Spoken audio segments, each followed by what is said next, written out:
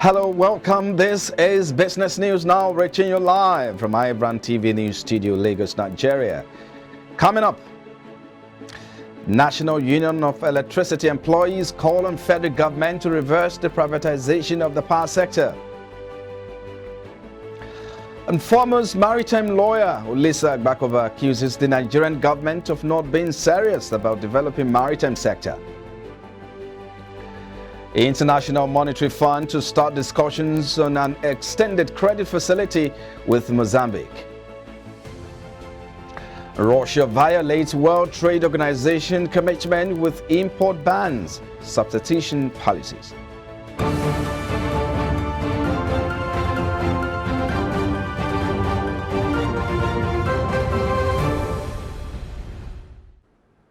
All right, thank you for joining us. And here are business stories we're tracking at this hour. I am Frank Komalape. So let's begin from Abuja, where the federal government has secured a $700 million loan from the World Bank for specific water projects in the country. The Minister of Water Resources, Sulaiman Adamu, noted that lack of access to potable water had been a major problem of Nigerian communities. According to the minister, states comprising Imo, Delta, Bauchi, Ekiti, Katsina, Kaduna, and Plateau were expected to benefit from the first tranche of the loan. Adamu expressed confidence that the National Water Resources Bill, currently before the National Assembly, but had generated controversies, would be passed in 2022. And away from there now, the National Union of Electricity Employees on Tuesday called on the federal government to reverse the privatization of the power sector because it is not working and cannot work. The Employee Association and other trade unions under the aegis of Public Services International say the privatization initiative is not working. They also told the federal government not to go ahead with the proposed plan to privatize the country's water sector. The General Secretary, Amalgamated Union of Public Operations, Civil Service, Technical and Recreational Services Employees, Sikiru Wahid, and the National President of the Electricity Employee Association, Martin Uzoego, at a joint press briefing in Lagos, faulted the government's recourse to privatization of government institutions. They advocated what they describe as creative commercialization of the nation's critical agencies in lieu of selling them off in bits and pieces. The federal government has reinstated the daily flights of Emirates Airlines to Nigeria after the Dubai Civil Aviation Authority offered a daily flight slot to Nigeria's airpeace to operate in Dubai Airport. The Director General, Nigerian Civil Aviation Authority, Captain Musanuhu, disclosed the reinstatement of Emirates Airlines daily flight to Nigeria in a letter to the country manager of Emirates Airlines in Nigeria. The profile is predicated on compliance with the Dubai Travel Protocol as released by Dubai Airport on Friday, November 26, 2021, as it affects passengers traveling from Nigeria to UAE, United Arab Emirates. And still in aviation, Qatar Airways has also commenced a direct flight to Abuja, the Nigerian capital. The direct flight to the Nigerian capital will no longer be linked to Lagos, offering direct connectivity between Abuja and Doha. Served by Boeing 787 Dreamliner, featuring 22 seats in business class and 232 seats in economy class, the direct service will allow travelers to enjoy a seamless travel experience to the Hamad International Airport with connections to more than 140 destinations. The move follows the recent addition of double daily flight to Lagos. Qatar Airways now offers 100 weekly flights to 27 destinations in Africa. Away from there now, the Nigerian National Petroleum Limited on Tuesday have presented a symbolic check of 621 billion naira to the Ministry of Works and Housing for the construction of 21 selected roads across the country. Recall the corporation in October had expressed interest to invest in the reconstruction of selected federal roads in order to sustain a smooth supply and contribution or distribution rather of petroleum products across the country. The road construction project, which is being executed under the tax credit scheme, is funded through the Federal Inland Revenue Service in alignment with the President's Executive Order 7. The chief financial officer of the NNPC, Umaru Ajia, explained that the condition of the road networks in the country is affecting businesses, especially transportation of petroleum products across the country. According to him, the tax credit scheme presented a good platform to support the rehabilitation of major infrastructure projects. And our foremost maritime lawyer and former president of the Nigerian Bar Association, Dr. Olisa Agbakoba, has accused the Nigerian government of not being serious about developing the maritime sector. While accessing the Nigerian maritime industry, Agbakoba said the participation of the indigenous actors in the maritime industry is very minimal due to lack of regulatory encouragement and awareness by the government as to what the industry could provide in terms of gross domestic product. According to him, the maritime sector can generate 7 trillion naira a year. He noted that international agencies, particularly Dynama in the Netherlands, estimate that the potential revenue that can be generated in Papa Port, if it is efficient, is 20 billion naira a day, but regretted that no one is ready to come to Papa Port because the port is technically dead. Still on maritime, over 1,000 cargoes imported into the country have been trapped at Apapa and Tinkan Island port as Nigeria Customs Service internet server experiences another round of downtime. The server, which was down on Monday, has created discomfort among clearing agents operating the port, causing delays since Monday, as they claim revenues have been lost due to the cargo delays at the port. Server downtime has reportedly made the capture of information and release of cargoes a Herculean task for 2 days. The Public Relations Officer Association of Nigeria Licensed Customs Agents, Tinkan Chapter, Onome Omije, who confirmed the development, said importers are accumulating demurrage and storage charges on their consignment. Away from there now, the Rivers State Governor, Nyesom Wike, has signed the state's 2022 budget of 483.1 billion into law.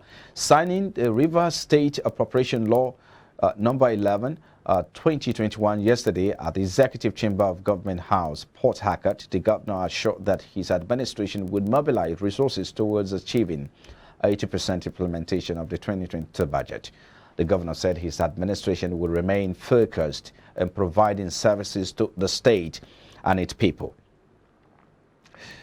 And similarly, the Kwara State Governor, Abdulrahman Abdulrazak, is expected to present the 2022 budget estimate to the State House of Assembly today, following approval of the draft by the State Executive Council. The Council has approved the award of upgrading of Bugu market in Edu local government area of the state to an international market. This is to further boost the economic activities of the state through the market, which attracts international traders and investors from some neighboring countries and all parts of Nigeria. A statement by Abosede Olaitan Brimo, the State Commissioner for Communications, said the governor commended members of the State Council of their patriotism, diligence, and commitment to full realization of the agenda of his administration.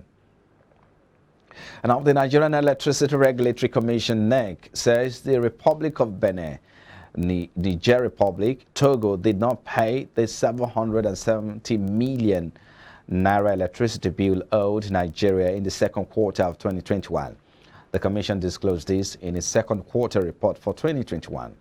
The report stated that the neighboring countries and other special customers were issued a total bill of 770 million naira by the Nigerian Bulk Electricity Trading Company and the market operator of the Transmission Company of Nigeria. The Commission is hoping that as the economy of these customers improves post-COVID-19 lockdown, they will resume the settlement of their bills in full.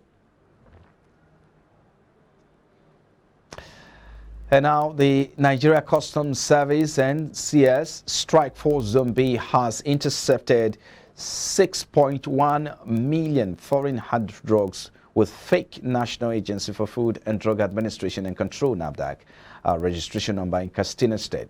The coordinator of the Controller General of Customs Strike Force, Hussaini Aliyu Olorun Koba, disclosed this yesterday while displaying the seized items before journalists in Katsina State.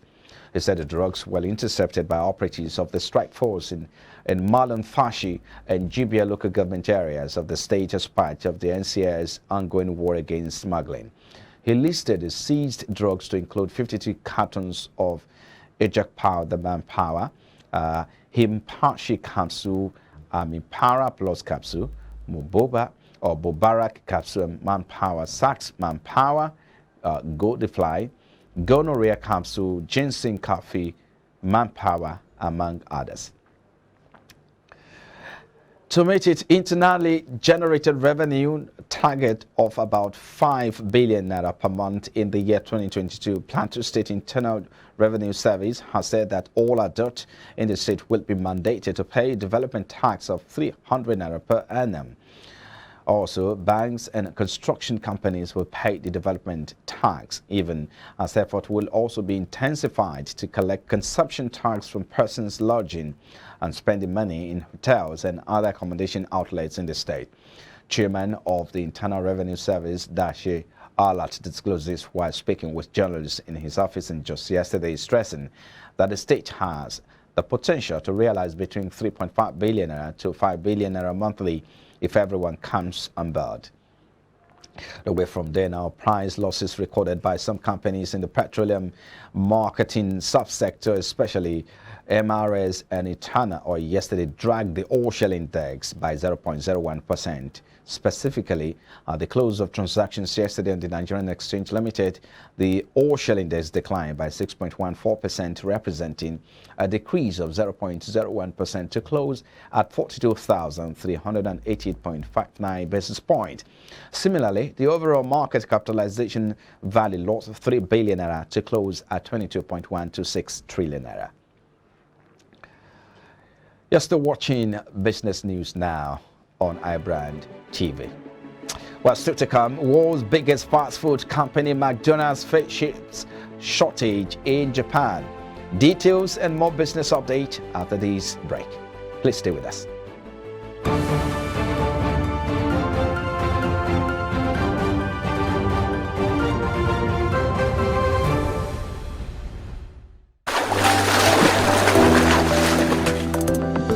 Powerful looks command respect, they say.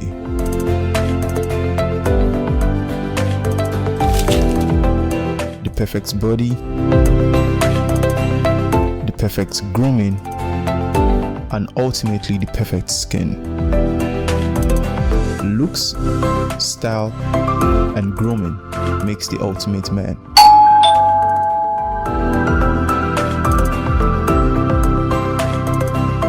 I've found a ridiculously easy way to make my skin always feel epic.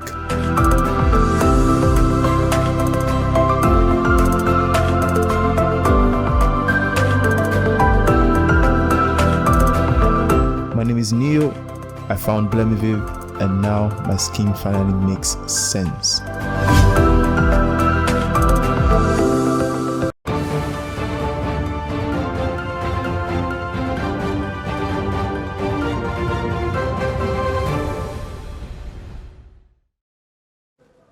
If you're just joining us, this is Business News Now, reaching you live from iBrandTV studio here in Lagos, Nigeria's commercial capital.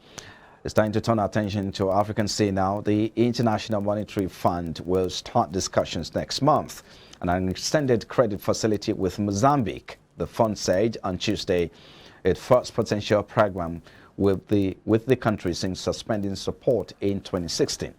That year, Mozambique unveiled hefty state-backed borrowing it had previously failed to disclose in a $2 billion corruption scandal that prompted donors to cut off aid and sparked a currency collapse and debt crisis.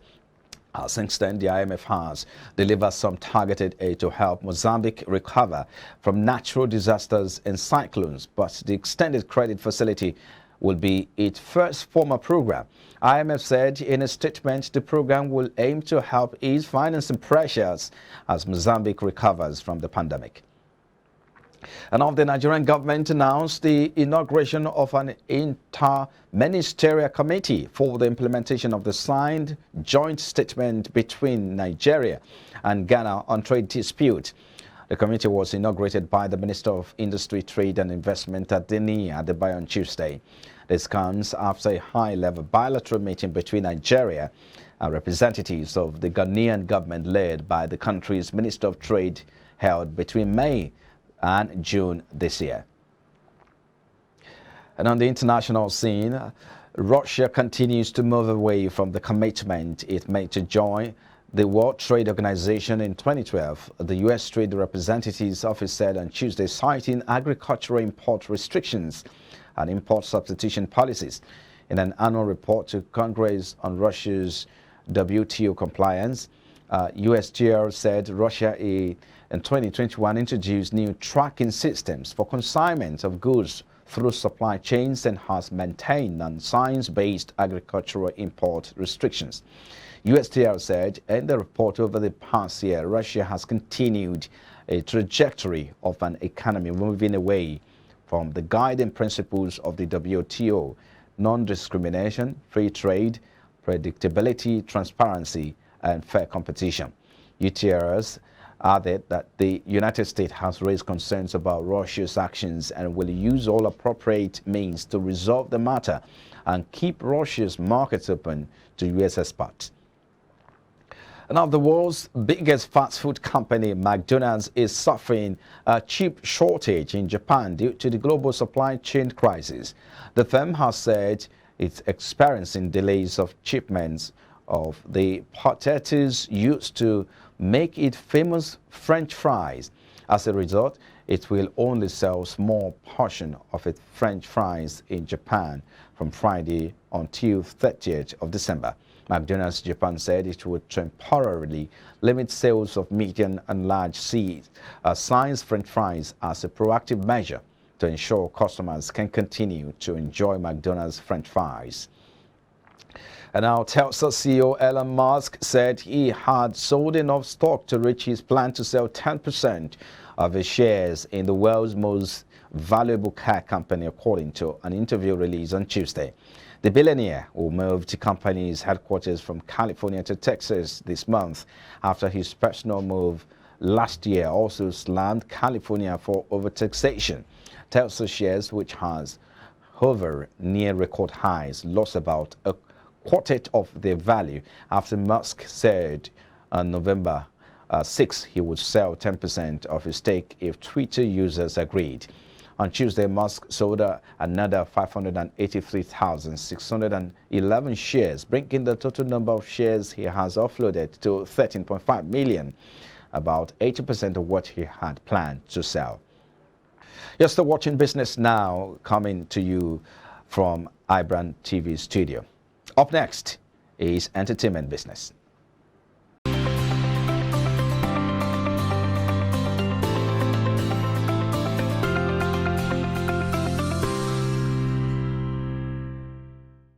Welcome to Entertainment Business News. My name is Agogo Ayanago. WorldCrest Advisors LLP, a promoter group entity of Dish TV, has sought the Bombay High Court's intervention to declare the owner of more than 440 million shares of the direct-to-home company that its lender Yes Bank holds currently. The development comes at a time when Yes Bank, the largest shareholder in the DTH company, has already approached the National Company Law Tribunal seeking a direction to the Dish TV board to call an extraordinary general meeting of the shareholders for a board reconstitution. On Sunday, the company said in a stock exchange filing that the promoter group entity has approached the court against Catalyst Trusteeship and Yes Bank with the prayer that it is the owner of the shares of the company, which are currently held by Yes Bank in its Demat account. The petition also seeks the court's intervention to recognize WorldCrest Advisors as its shareholder for these 440 million equity shares instead of Yes Bank or any person or entity claiming through the lender. WorldCrest Advisors approached the court on December 16th. In another development, global music company BMG and global investment firm KKR on Tuesday announced that they have acquired the entire music interests of American rock icons ZZ Top. The transaction marks the latest significant music rights deal between the two companies have stuck together since announcing in March 2021 that they would join forces in the fast-growing market for music IP. The ZZ Top agreement includes a buyout of the band's publishing catalog and their income from recorded royalties and performance royalties. Previously, BMG served as co-publisher and administrator of ZZ Top's publishing catalog, selling over 50 million albums worldwide. ZZ Top has earned 4 gold, 3 platinum, 2 multiple platinum album certifications, and 1 diamond album. Known for their distinctive look and unabashed blues rock-inspired sound, the success of the group was driven by 6 #1 rock singles and 8 top 40 hits. That's all we have for you in entertainment business. My name is Awogo Ayanago.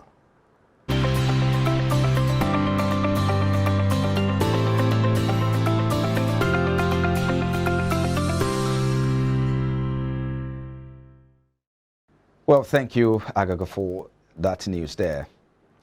Well, coming up now is sport business.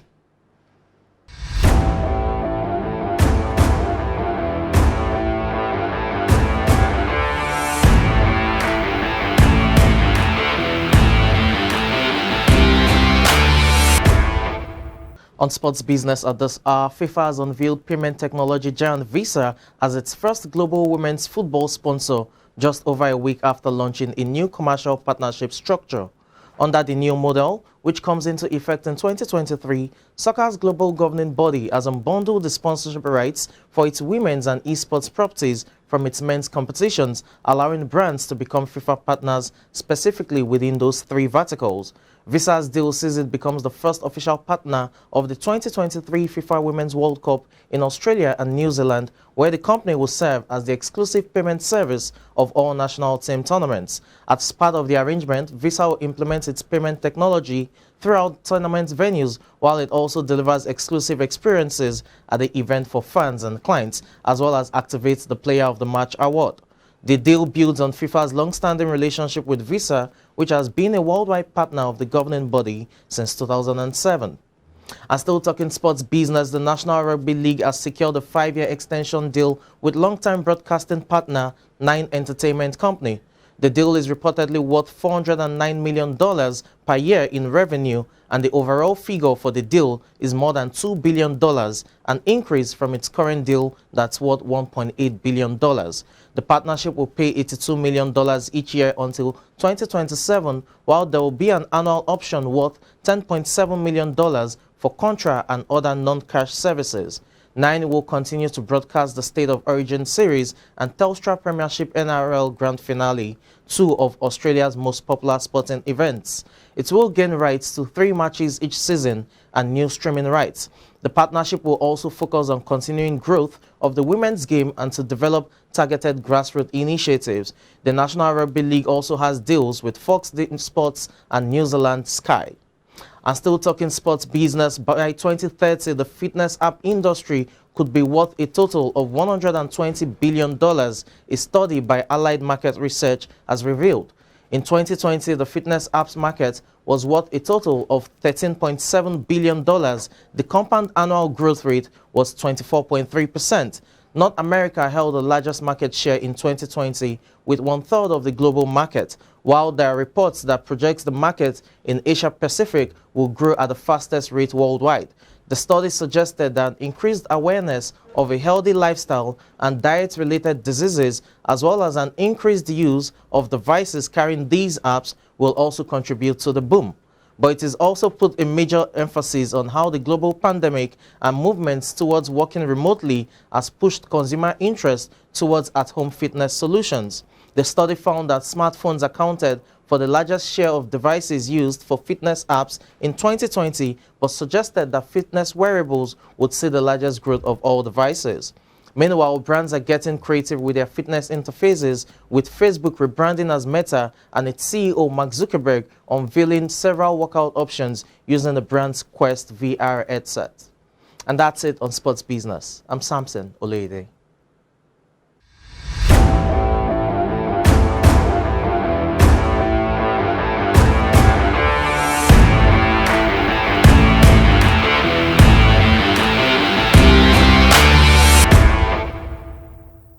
Well, thank you, Samson, for your time there. Well, this is a wrap on Business News Now. Thank you for your time. I am Frank Komalape. I'll see you again.